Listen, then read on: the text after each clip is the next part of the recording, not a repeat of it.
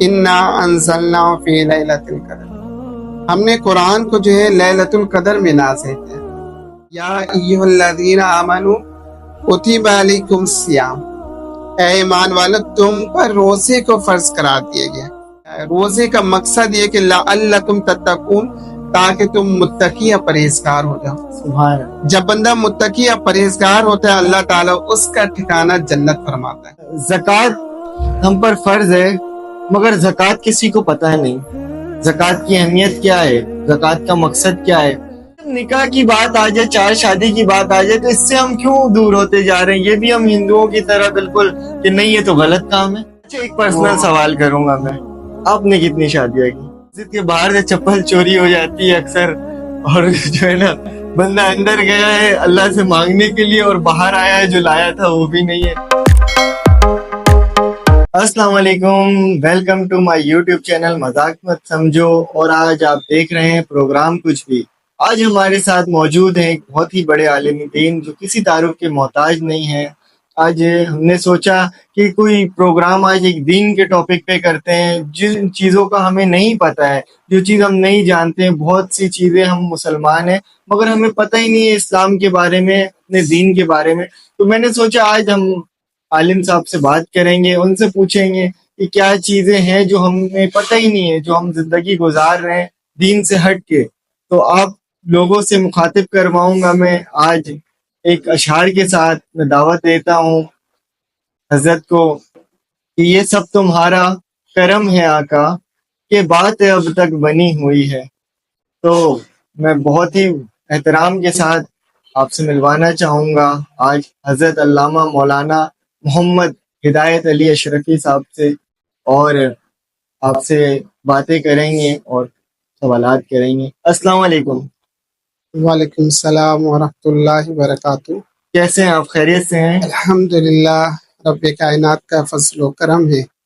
अच्छा, रमज़ान का महीना है और आखिरी अशरा है, तो कुछ सवालात मेरे जहन में हैं तो मैं आपसे पूछना चाहूँगा। जैसे कि अल्लामा साहब, ये अभी जो शब कदर की रात आ रही है, इस रात का क्या मकसद है, इस रात की क्या कदर है और क्या है इस रात में ऐसा? अल्हम्दुलिल्लाह, बहुत ही अच्छा सवाल है। ये माह रमज़ान तो वैसे बेशुमार बरकतें लेकर आए, लेकिन अल्लाह तबारक व तआला ने शब कदर, शब मिराज और शब बरात जैसी रातें हमें अता की। सारी रातें फजीलत के हैं और हर रात में अल्लाह ताला अपना फजल नाजिल फरमाते हैं। बगैर अता के कि कोई रात, कोई लम्हा खाली नहीं है। लेकिन जो बात शब कदर में है वो और किसी में नहीं। इस रात की खुसूसियत ये है कि इसमें अल्लाह तबारक व तआला ने कुरान को नाजिल किया, और 30वें सिपारे की एक सूरत है सूरतुल कदर, मुकम्मल सूरत इसी पे नाजिल की गई। इन्ना अंज़लना फी लैलतिल क़द्र, हमने कुरान को जो है लैलतुल क़द्र में नाज़िल किया। यानी इस कदर, शब कदर को जो निस्बत हासिल है वो कुरान से है, और जिस चीज को कुरान से निस्बत हासिल हो जाए उसके मंजिलत और कदर मंजिलत जो है बढ़ जाती है। तो इसकी अहमियत ये है कि ये 1000 महीनों से बेहतर है। ऐसी रात और उम्मत मुसलमा को नहीं मिली कि जो अल्लाह तबारक व तआला के महबूब के सदके अल्लाह ताला ने इस उम्मत को अता की। हमें इस रात की कदर करनी चाहिए और इसमें खूब अल्लाह को राजी करने की कोशिश करनी चाहिए। शब कदर तो वैसे 5 ताक रातें हैं, 21 है, 23 है, 25 है, 27 और 29 है। तो ये 5 रातों में हमें मुसलमानों को चाहिए कि खूब अल्लाह की इबादत करें और अल्लाह को राजी करें। इसकी कदर मंजिलत है। अल्लाह ताला हमें इबादत की तौफीक अता फरमाए। अच्छा अल्लामा साहब, और इसके अलावा रोज़ा, जैसे कि बहुत से लोग रोज़ा छोड़ देते हैं, बोलते हैं कोई मसला नहीं है, अगले साल रख लेंगे, या रोज़े की अहमियत कोई नहीं समझ पाता। तो रमज़ान के रोज़े जो हम पर फ़र्ज है, जिस तरह नमाज हम पर फ़र्ज है, तो रमज़ान के रोज़े की क्या अहमियत है, आप बताएं लोगों को कि ये जो इतने आसानी से छोड़ देते हैं, सोचते हैं कोई ऐसा मसला नहीं है, تو اس بارے میں کیا کہیں؟ بسم اللہ الرحمن الرحیم. الحمدللہ ماہ رمضان المبارک میں اللہ تبارک و تعالیٰ نے روزے کو فرض قرار دیا ہے، اور قرآن کریم کی سورہ بقرہ کی آیت مبارکہ ہے. اللہ نے فرمایا یا ایھا الذین آمنوا کتب علیکم الصیام، اے ایمان والو تم پر روزے کو فرض قرار دیا گیا. اور یہ نہیں فرمایا بلکہ اس سے آگے اللہ نے فرمایا کما کتب علی الذین من قبلکم لعلکم تتقون، کہ یہ مت سمجھنا کہ یہ روزہ صرف تمہارے لیے بلکہ تم سے پہلے امت سابقہ پر بھی روزے کو فرض قرار دیا. اور اس کا مقصد کیا ہے؟ روزے کا مقصد کیا ہے؟ روزے کا مقصد یہ کہ لعلکم تتقون، تاکہ تم متقی اور پرہیزگار ہو جاؤ. سبحان اللہ. جب بندہ متقی اور پرہیزگار ہوتا ہے اللہ تعالیٰ اس کا ٹھکانہ جنت فرماتا ہے. سبحان اللہ. آج ہماری نوجوان نسل جو ہے وہ اس سے دور چلے جا رہے ہیں. اللہ تعالیٰ انہیں ہدایت عطا فرمائے کہ یہ روزہ ایک خاص جو ہے نا چیز ہے، جو تمام فرائض میں سے ایک فرض ہے. جیسے نماز بھی فرض ہے، زکوٰۃ بھی ہے، حج بھی ہے، لیکن روزے جیسی عبادت نہیں. اللہ نے اس کے بارے میں فرمایا الصوم لی وانا اجزی بہ، روزہ میرے لیے اور میں ہی اس کا جزا دوں گا. ساری عبادت کی جزا تو جنت ہے، لیکن روزے کی جو جزا ہے وہ خود خالق جنت ہے. سبحان اللہ. کیا فضیلت ہے سوچیں. اور صرف یہ اخروی فائدہ نہیں بلکہ جسمانی فائدہ بھی ہے. ہمارا معدہ جو ہے کھانا کھانے سے جو ہے وہ ڈیمیج ہوتا ہے، تو وہ ہمارے ایک ماہ کے روزے سے جو ہے ہمارے معدے کی صفائی ہوتی ہے، اور جسمانی لحاظ سے اور روحانی لحاظ سے قوت پڑی ہوتی ہے، اور جسمانی لحاظ سے بہت ساری امراض سے ہم محفوظ ہو جاتے ہیں. تو ہم مسلمانوں کو چاہیے، بالخصوص ہمارے جو نوجوان نسل ہے انہیں چاہیے کہ یہ ایک مشقت والا عمل ہے لیکن اس کو کریں. اس کی برکت اور فضیلت یہ حاصل ہوگی کل قیامت کے دن. میرے آقا صلی اللہ علیہ وسلم نے فرمایا کہ جنت میں ایک دروازہ ہے جس کا نام ہے ریان، اس سے اور کوئی داخل نہیں ہوگا سوائے روزے دار کے. تو ہمیں روزے رکھنے چاہیے، اس کے بے شمار فوائد ہیں. بالکل، بہت زیادہ. سب سے میں نے جو خود اپنی بات بتا رہا ہوں، میں نے جو روزے سے سیکھا ہے کہ انسان کو اللہ کا ڈر اور اللہ سے سچی محبت روزہ ہی ظاہر کرتا ہے. کیونکہ ہم کہیں بھی کسی سے بھی چھپ کے کھا سکتے ہیں، پی سکتے ہیں اور سب سے کہہ سکتے ہیں کہ ہم روزہ ہیں، مگر اکیلے میں بھی ہمیں تنہائی میں بھی یہی خوف ہوتا ہے کہ اللہ دیکھ رہا ہے، روزہ ٹوٹ جائے گا. تو اللہ سے سچی محبت کا ایک ثبوت روزہ ہے. علامہ صاحب، زکوٰۃ ہم پر فرض ہے مگر زکوٰۃ کسی کو پتہ نہیں. زکوٰۃ کی اہمیت کیا ہے؟ زکوٰۃ کا مقصد کیا ہے؟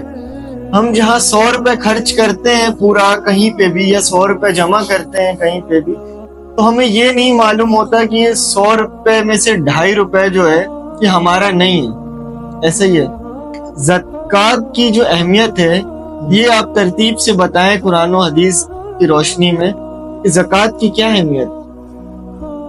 زکوٰۃ کی یہ اہمیت ہے، اللہ نے فرمایا جہاں پر اقیموا الصلاۃ کا ذکر کہ نماز قائم کرو، اسی مقام پر اللہ نے فرمایا وآتوا الزکاۃ، اور زکوٰۃ دو. اور مسلمانوں پر جس طرح حج اور نماز اور روزہ فرض ہے، اسی طرح زکوٰۃ کی بھی فرضیت ہے. جس طرح نماز سے ہمارے جسمانی جو ہے وہ پاکیزگی حاصل ہوتی ہے، ویسے زکوٰۃ دینے سے ہمارا مال پاک ہو رہا ہوتا ہے، اور اللہ تعالیٰ زکوٰۃ دینے والے کے مال کی حفاظت فرما رہا ہوتا ہے. تو زکوٰۃ دینے سے جو ہے ہمیں یہ فائدہ ہوگا کہ ہمارے جو مسلمان غربا ہے اس سے ایک ہمدردی ہوگی، اس کے ساتھ ہم ایک سپورٹ کریں گے. اور ابتدائی اسلام سے لے کر ہنوز آج تک جو ہے مسلمانوں کے یہ عمل ہوتا ہے کہ ہم زکوٰۃ نکالتے ہیں، اور زکوٰۃ نکالنے کے بعد غربا میں تقسیم کرتے ہیں، اور مساکین کو، اور ہمارے جو معاشرے میں مدارس، دینی مدارس بالخصوص، ان پر ہم یہ خرچ کرتے ہیں. تو اس سے جو ہے مدارس کو بھی فائدہ پہنچتا ہے اور مساکین کو پہنچتا ہے، غربا کو صلہ رحمی کے ایک سسٹم بنتا ہے. تو زکوٰۃ دینے سے ہمیں اخروی فائدہ بھی ہے اور ہمارے معاشی فائدہ بھی ہے اور معاشرتی فائدہ بھی ہے. تو ہمیں زکوٰۃ دینا چاہیے. اچھا علامہ صاحب، نکاح کی بات اگر کوئی کرتا ہے تو اسے جو ہے نا اگنور کیا جاتا ہے، اسے کہا جاتا ہے رک جاؤ، اسے کہا جاتا ہے سنبھل جاؤ، کچھ بن جاؤ، پہلے قابل بنو، پہلے یہ بنو. تو ہمیں اسلام کیا سکھاتا ہے؟ کیا اسلام بھی یہی سکھاتا ہے کہ پہلے آپ کو 50 سے 60 ہزار روپے کی نوکری لینی چاہیے، پھر نکاح کے بارے میں سوچنی چاہیے؟ یا آپ کا کوئی اتنا بڑا کاروبار ہو کہ آپ کی منتھلی انکم 10 لاکھ روپے ہو تو آپ نکاح کے بارے میں سوچیں؟ الحمدللہ یہ نکاح کا جو نظام ہے، سنت عمل جو ہے، یہ صرف اسلام میں ہے، اسلام میں ہے. الحمدللہ. اور شرعی جو ہے حیثیت ہے نکاح کی. نکاح کے بارے میں اللہ نے جو فرمایا فن کی ہو ما طاب لکم من النساء، پس تم نکاح کرو جو تمہیں پسند ہو. اور اگر تم نکاح کی استطاعت نہیں رکھتے تو نفسانی خواہشات کو توڑنے کے لیے پھر تم روزہ رکھو. کہ روزہ ایک ایسی چیز ہے کہ آپ کی خواہشات کو، بری خواہشات نفس امارہ کو توڑ رہی ہوتی ہے. اور نکاح کی یہ فضیلت ہے کہ نکاح سے جو ہے نفس ایمان محفوظ ہو جاتا ہے. حدیث مبارکہ میں تو یہی آئے کہ جب بچہ بالغ ہو جائے تو اس کا نکاح کر دیا جائے. نکاح سے رزق میں اللہ تعالیٰ وسعت اور برکتیں عطا فرماتا ہے. یہ آج کا معاشرہ ہے، ورنہ ابتدائی اسلام سے لے کر آج سے 100 سال پہلے تک آپ حالات دیکھ لیں، ایسا نظام نہیں تھا.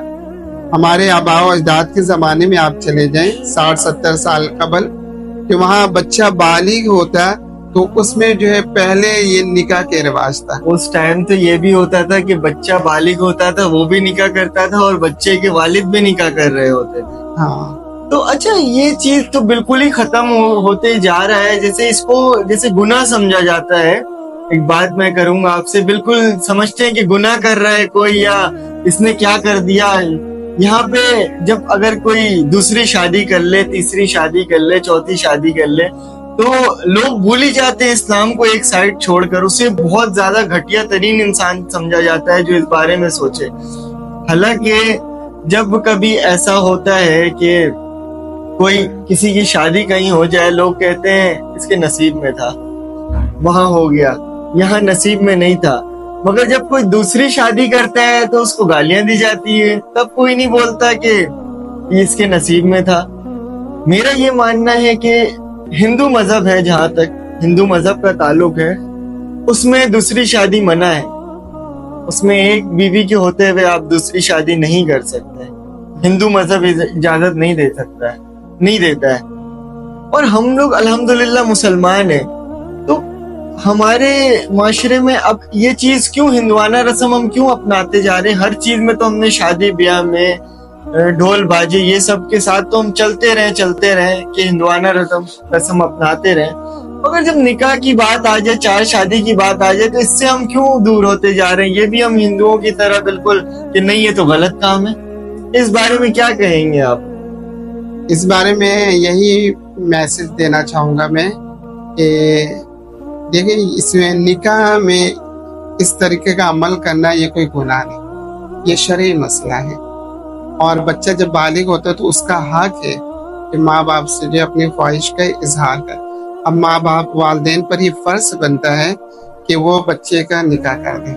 اب رہا دوسری شادی اور تیسری شادی میں، اسلام میں یہی کہ اگر تم استطاعت رکھتے ہو، ان کا نان و نفقہ، مہر اور اولاد کی تعلیم تربیت کے جو خرچ اٹھا سکتے ہو، آپ نکاح کرو. یہ نہیں کہ اپنی خواہشات کو پورے کرنے کے لیے. ٹھیک ہے، تو اس نکاح کا معنی ہی ہے کہ ایک دوسرے کو سمجھنا اور سمجھ کر جو ہے شرعی طور پر جو ہے اسلامی طور پر زندگی گزارنا.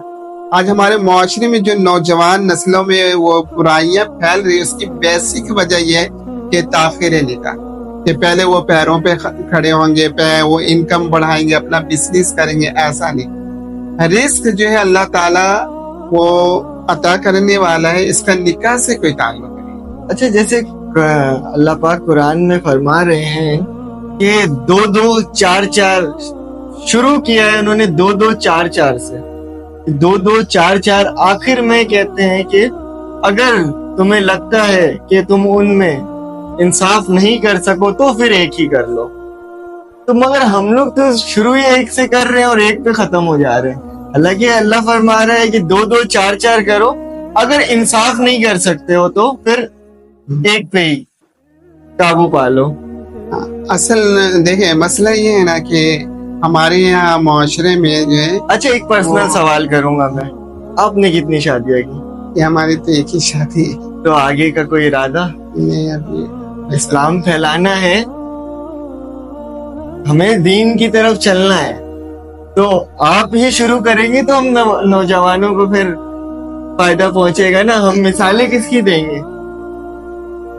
دیکھیں ارادہ کریں انشاءاللہ. انسان کی جو مصروفیات ہوتے ہیں وہ پتہ چلا ہم اسے ٹائم نہ دے پائیں, اس کا حق ادا نہ کر پائیں, تو پھر وہ ہم کسی کے حقوق تلفی ہوگی. کیونکہ ہمارا جو وقت ہوتا ہے وہ دین کے لیے وقف ہے, دین کے بے شمار کام ہوتے ہیں اس کو کرنے پڑتے ہیں. تو ہمارا جو وقت ہے وہ ہم لوگوں کو دیتے ہیں, دین سیکھنے سکھانے میں مصروف رہتے ہیں. تو ایک نکاح جو سنت سمجھ کے ہم نے کیا ہے, اللہ تعالیٰ اسی کو قبول کر لے.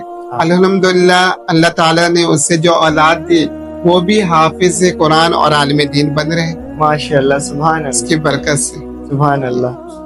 اچھا بس ایک آخری بات کہوں گا کہ نیو جنریشن کو, نئی نسلوں کو آپ کیا پیغام دینا چاہیں گے دین اسلام کے بارے میں, جو گمراہی کی طرف اور عیاشی کی طرف, فحاشی کی طرف جا رہے ہیں, نشہ کی طرف جا رہے ہیں, دین سے دور ہو رہے ہیں, بالکل کسی بات کی پرواہ نہیں ہے, اتنا کہ ڈر نہیں ہے کہ کچھ نہیں تو اللہ سے ڈرو. نوجوانوں کے لیے اور نئی نسل کے لیے کیا میسج دیں؟ ہاں یہ معاملات تو ہے. آج ہمارا معاشرہ جو ہے وہ تباہی کی طرف ہے. یوں سمجھ لیں کہ تقریباً یہ 10 سے 15 سالوں میں یہ ایک غیر مسلموں کی سازش ہے. جو ان کے عزائم اور مقاصد ہے وہ اپنے عزائم اور مقاصد میں کامیاب ہو رہے ہیں, سکسیسفل ہو رہے ہیں. اس کی وجہ کیا ہے کہ وہ سوشل میڈیا کے ذریعے سے جو ہے نا ہم مسلمانوں کے اندر غلاظت انڈیل رہے ہیں. ہمارے ظاہری طور پر جو ہے وہ ستھرا ہے, ہم کلین ہیں, لیکن باطن طور پر جو ہے نا ہمارے اندر خباثت آ رہی ہے, گندگی آ رہی. کیا گندگی آ رہی؟ آج ہم نوجوان نسل جو ہے فلمیں دیکھنے کے لیے تیار ہے, ڈرامے دیکھنے کے لیے تیار ہے, ٹک ٹاک بنانے کے لیے تیار ہے. ہم اس کاموں میں ملوث ہو چکے ہیں, جبکہ اللہ تبارک و تعالیٰ کو جوانی کی عبادت پسند ہے. جوانی کی عبادت رب کائنات کو پسند ہے. اور ہمارے نوجوان نسل جو اکثر وہ سمجھے فحاشی میں, برائی میں اور دین سے دور نظر آ رہے ہیں. یہ خود دور نہیں ہوئے, ان کو جو ہے باقاعدہ پلان کے ذریعے سے دور کیا جا رہا ہے, علماء سے دور کیا جا رہا ہے, اسلام سے دور کیا جا رہا ہے, تاکہ یہ نوجوان نسل اسلام سے اور علماء سے دور ہو جائیں گے تو یہ گمراہ ہو جائیں گے. اور آج یہی چل رہا ہے. اچھا دیکھیں, میں تو صرف زیادہ سے زیادہ سوال میرا یہی ہوتا ہے, جب بھی میں نے کسی بھی علامہ صاحب سے پوچھا ہے تو کیا لگتا ہے یہ جو غیر مسلم سازشیں ہیں, آپ کہہ رہے ہیں کہ یہ غیر مسلم کی سازش ہے, تو یہ جو 4 شادی سے بھی دور کرنے کی سازش کہیں یہ غیر مسلموں نے تو نہیں رچی ہوئی ہے, کہ جو یہ معاشرے میں بالکل ایک زہر گھول دیا ہے کہ بھائی یہ غلط کام ہے, مسلمان اس چکر میں ڈر جا رہا ہے. جیسے میں نے بتایا کہ ہندوؤں میں نہیں ہوتا ہے, ان کے مذہب میں اجازت نہیں ہے, منع ہے باقاعدہ, اور ہم لوگوں کو تو اللہ پاک کہہ رہے ہیں, اللہ اجازت دے رہا ہے, ہم پھر بھی سوچ رہے ہیں کیا بولیں گے. یہ بھی سازش نہیں ہے؟ کچھ تو ہے یہ غیر مسلموں کی, لیکن کچھ ہمارے اندر معاشرتی خرابیاں ہیں اور کچھ کم فہمی کی بنا پر ایسا کرتے ہیں. حضور علیہ الصلوۃ والسلام نے فرمایا کہ کل قیامت کے دن میں اپنی امت پر فخر کروں گا کہ ہماری امت کثیر ہے. حضور علیہ الصلوۃ والسلام نے فرمایا کہ ایسی عورت سے نکاح کرو جو زیادہ بچے جن سکے, تاکہ قیامت میں جو ہے ہم اپنی امت پر فخر کریں. سبحان اللہ. ابھی تو آج کل ایسا دور آ گیا ہے کہ سیزر کا زمانہ چل رہا ہے, 4 بچے سے زیادہ آپ کر نہیں سکتے, تو اب اس کے لیے تو پھر آگے جانا پڑے گا. اچھا علامہ صاحب یہ بتائیں مجھے آپ کے مطلب پسندیدہ اور فیوریٹ علامہ صاحب کون ہیں؟ کون سے مفتی یا کون سے عالم دین جو آپ جن کو فالو کرتے ہیں، آپ جن کو پسند کرتے ہیں؟ الحمدللہ ہمارے استاد محترم ہیں اور ہمارے پیر صاحب بھی ہیں، بہت ہی کامل بزرگ ہیں اور ایک عظیم شخصیت کے حامل ہیں.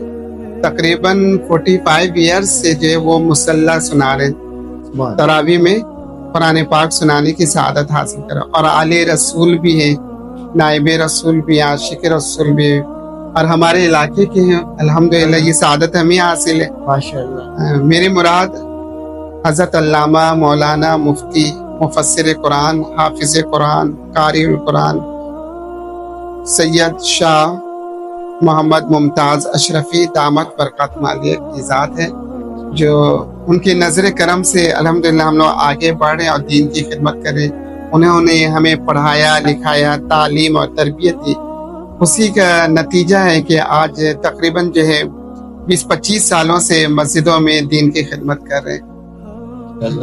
ماشاءاللہ. اللہ پاک ان کو اور حیات دے، اللہ پاک انہیں سلامت رکھے تاکہ ہمارے بھی جو آگے نسل چلے وہ بھی ان سے تربیت حاصل کریں. علامہ صاحب مسجد میں ایک مزاحیہ سا کوشچن ہے میرا، مسجد میں لوگ جو مسجد سے دور ہوتے جا رہے ہیں، کہیں اس کی کوئی یہ وجہ تو نہیں ہے جو یہ مسجد کے باہر سے چپل چوری ہو جاتی ہے اکثر، اور جو ہے نا بندہ اندر گیا ہے اللہ سے مانگنے کے لیے اور باہر آیا ہے جو لایا تھا وہ بھی نہیں ہے. تو اس بارے میں کیا یہ جو چپل چور ہیں یہ جو موجود ہیں، کوئی نیا چپل پہن کے ڈر سے مسجد نہیں جاتا اور اس کے پاس پرانا چپل نہیں ہو تو پھر وہ مسجد ہی نہیں جاتا کہ نیا چپل پہن کے جاؤں گا، مسجد میں چپل چوری ہو جائے گا.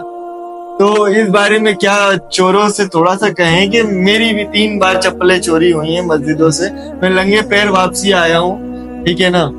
اور آج بھی اتفاق ایسا ہوا میرے ساتھ کہ جو ہے نا غلطی سے میری چپل مؤذن صاحب پہن کے باہر دکان پہ گئے تھے اور میں سمجھا چوری ہو گئی ہے، مگر ساتھ ساتھ آ گئے، انہوں نے معذرت بھی کیا مجھ سے. خیر مگر یہ چپل چوری کا نظام، اس بارے میں بس آخری بتائیں ان کو، چپل چوروں کو کیا عذاب ہے قیامت کے دن، کیا ہوگا ان کے ساتھ؟ چپلوں سے مار پڑے گی ان کو یا چپلوں کو جلا کے ان کو ڈالا جائے گا؟ نہیں، یہ تو بہرکیف ایسا نہیں ہے، چوری کی سزا ہے جو تعین کیا گیا ہے. اللہ تعالیٰ ان کو ہدایت دے ایسے لوگوں کو، بس یہی کہہ سکتے ہیں. لیکن چور تو ہر جگہ ہوتے ہیں، خانہ کعبہ میں بھی لوگ جیب کاٹ رہے ہوتے ہیں، چوری وہاں بھی کر رہے ہوتے ہیں. تو اس کے ڈر سے ایسا نہیں کہ ہم مسجد آنا چھوڑ دیں، ٹھیک ہے نا. اب تو ماشاءاللہ تقریباً مساجد میں کیمرہ کا سسٹم لگا ہوا ہے، پھر بھی کچھ لوگ ہوتے ہیں ایسے عام طور پر، تو وہ مسجد کے وضو خانے کا نل بھی لے جاتے ہیں. ہماری مسجد کے بھی نل لے گئے تھے. تو ایسا ہوتا ہے معاشرے میں، اچھے لوگ بھی ہوتے ہیں اور برے لوگ بھی ہوتے ہیں. بالکل بس یہی کہا جا سکتا ہے کہ اللہ ان کو ایسے لوگوں پہ ہدایت دے. ٹھیک ہے ناظرین، آج ہم نے بہت سی باتیں سیکھی ہیں، زکوٰۃ کے بارے میں، روزے کے بارے میں، شب قدر کے بارے میں، نکاح کے بارے میں، اور بہت سی چیزیں، 4 شادی کے بارے میں، ٹھیک ہے. اور مسجد میں چپل چوری جو ہو رہی ہے اس بارے میں بھی چوروں کو ہدایت ہے کہ اللہ کا خوف کرو، اللہ کے گھر کو تو چھوڑ دو، ٹھیک ہے. تو ناظرین اپنا بہت سارا خیال رکھیے گا، اس امید کے ساتھ پھر ایک نیا ٹاپک، پھر ایک نئی جگہ، پھر ایک نیا موضوع لے کے آپ کے سامنے پیش ہوں گے، ٹھیک ہے. اپنا بہت سارا خیال رکھیے گا اور مذاق مت سمجھو.